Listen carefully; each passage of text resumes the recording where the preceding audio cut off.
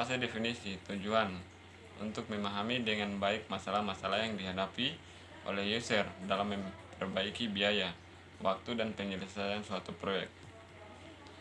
Aktivitas utama pada fase definisi. Yang pertama, memahami dan menganalisis masalah dari kebutuhan user dalam membuat proyek TI. Kebutuhan apakah proyek yang dilaksanakan atau tidak.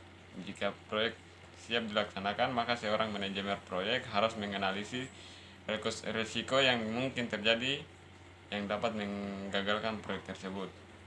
Pembuatan proposal berupa perangkaian dalam hal yang merancang, biaya, serta waktu penyelesaian suatu proyek. Dokumen kebutuhan, requirement document atau RD, menyatakan masalah-masalah yang dihadapi user dan solusi umum yang dibutuhkan. Bahasanya berorientasi pada bahasa yang digunakan oleh user sehari-hari dan jauh dari bahasa komputer. Kadangkala dokumen RD digunakan sebagai permohonan untuk sebuah proposal ketika user menawarkan proyek pada kontraktor luar. Hal yang dapat dilakukan sebelum pembuatan RD yaitu bisa dilakukan sebagai tanya jawab atau wawancara. Proses tanya jawab dilakukan untuk mendapatkan informasi yang tepat dari user untuk memperoleh RD yang baik. User akan memberikan semua informasi yang Anda butuhkan dan tidak lebih. Siapkan rencana untuk melakukan wawancara, pelajari tentang bisnis yang mereka lakukan, dan tulislah pertanyaan-pertanyaan yang akan diajukan. Pertama, cari tahu tentang aliran informasi yang ada dalam perusahaan tersebut.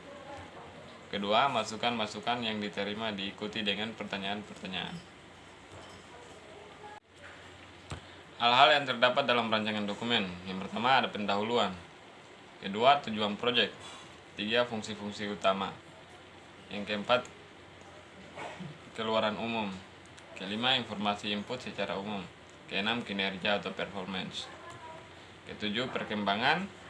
Yang kedelapan, pengoperasian dan lingkungan penempatan sistem dan user yang sesuai. 9. Antarmuka pengguna alat atau komponen yang dibutuhkan. 10. Reliabilitas dan ketersediaan. 11. Antarmuka dengan pemakai, interface, pengaruh organisasi. 13. Pemeliharaan dan dukungan. 14. Dokumentasi dan penelitian. 15. Keuntungan hanya request for proposal. 16.